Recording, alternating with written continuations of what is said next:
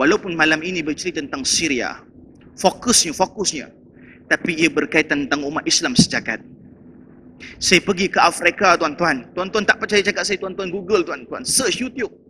Dekat Afrika, tuan-tuan, mereka makan lumpur, tuan-tuan. Sebab mereka makan sehari sekali. Sehari sekali.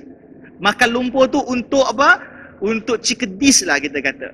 Untuk tenangkan perut anak-anak, untuk menunggu waktu makan malam.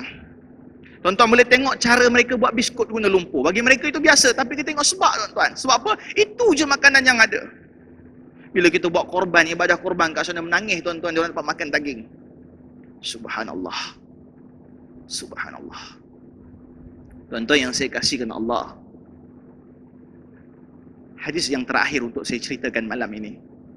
Nabi sebut, Nabi SAW memberi isyarat bahawa siapa yang berpagi-pagian, intipati hadisnya, berpagi-pagian, dia celik mata, dia buka mata, bangun pagi, dia tidak memikirkan masalah umat, maka dia bukan kalangan daripada kalangan umat Rasulullah. Tuan-tuan, na'udzubillahi min zalik. Syarah hadisnya panjang. Cuma kalau kita baca literal pun kita faham, tuan-tuan. Maksudnya apa? Kalaulah kehidupan kita seharian tidak ada satu effort, usaha bentuk apa, bukan minta tuan-tuan pergi sana, tak. Mereka pun tak minta, tuan-tuan. Cuma berkongsi rasa. Kata guru saya, apa beza orang iman tahu dengan iman rasa? Jauh beza, tuan-tuan. Apa iman tahu, apa iman rasa? Contoh, kejap lagi azan. Allahu Akbar, Allahu Akbar. Azan. Allah Maha Besar. Tahu Allah Maha Besar. Tapi orang yang rasa Allah tu Maha Besar, dia akan lahirkan tindakan. Yang tahu dia tahu, tapi tak buat apa-apa. Dia membungkam, dia berpeluk tubuh. Tapi orang yang rasa, dia akan pergi solat. Seperti mana seorang ulama tabi'in, dia tengah ikat batu, dia tengah apa? Ikat batu tu kontraktor, tuan-tuan. Tiba-tiba azan berkumandang, tinggal batu yang terakhir, kisah yang masyhur, dia letakkan batu yang terakhir, pergi solat. Orang tanya, Syekh, kenapa tak siapkan kerja yang terakhir, batu yang terakhir? Apa kata? Aku malu, aku segan, aku takut dengan Allah. Seolah-olah aku membesarkan batu, yakni pekerjaan itu, lebih daripada Allah. Ni orang rasa. Tahu tak Allah Maha Besar? Tahu. Tapi tak buat apa-apa. Maka bila cerita bab rasa yang Nabi sebut, bila kita bangun tu memikirkan umat itu, kita kena ada effort sikit. Subhanallah. Effortnya macam-macam cara. Macam-macam cara, terlampau banyak. Paling tidak kita hari ini menjadi sebahagian orang yang menggerakkan gelombang. Itu je. Saya tahu, tuan-tuan, Masya Allah, tak semua orang boleh pergi ke sana. Ke Syria ke Jordan ke. Tapi paling tidak, doa yang pertama. Doa. Effort kita, doa. Yang kedua, cakna. Cakna maksudnya apa? Like page ke, buat grup WhatsApp sentiasa berkongsi ke, ataupun mungkin dalam organisasi macam tadi pagi saya dekat DBKL, Dewan Bandaraya Kuala Lumpur. Diorang lancar tabung, tuan-tuan. Diorang dah tahu saya nak datang. Lancar tabung, tuan-tuan. Masya Allah. Bakal-bakal pesara DBKL lancar tabung. Ustaz insya-Allah akan konsisten. Ada usaha, macam-macam usaha. Subhanallah. Sampaikan pada orang lain, itu semua adalah dikira sebagai usaha, tuan-tuan. Tuan-tuan yang saya kasihkan Allah Subhanahu wa taala.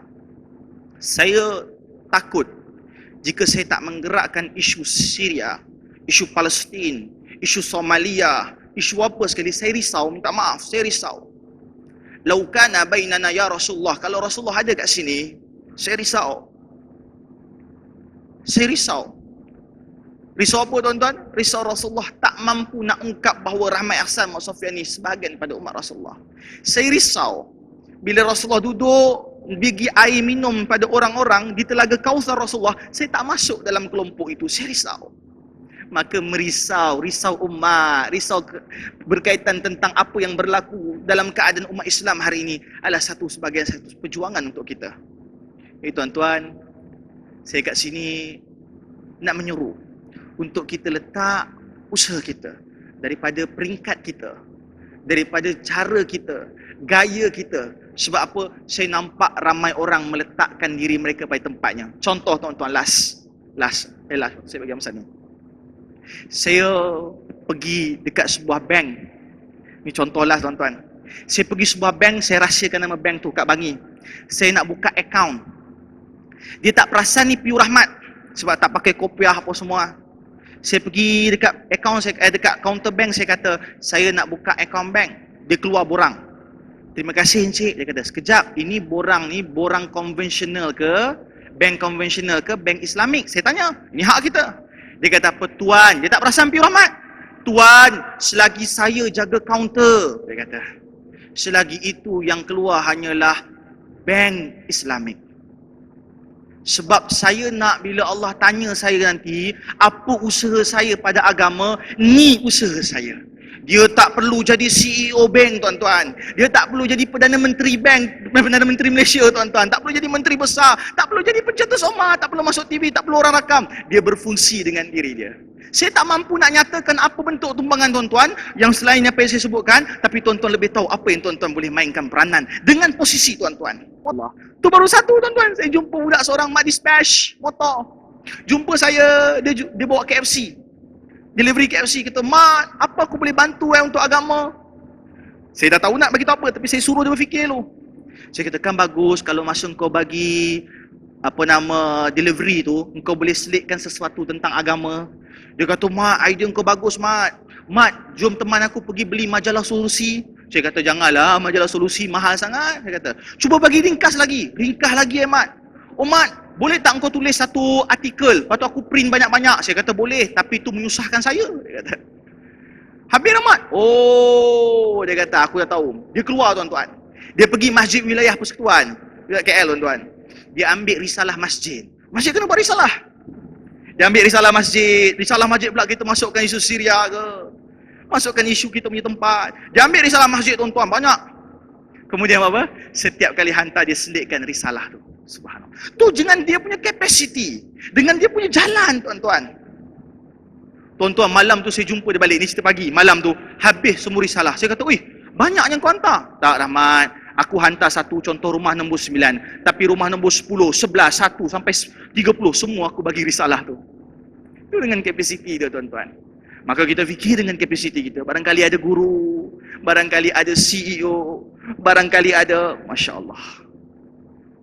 Gerakkanlah, tuan-tuan, gerakan Syria ni. Sebab apa?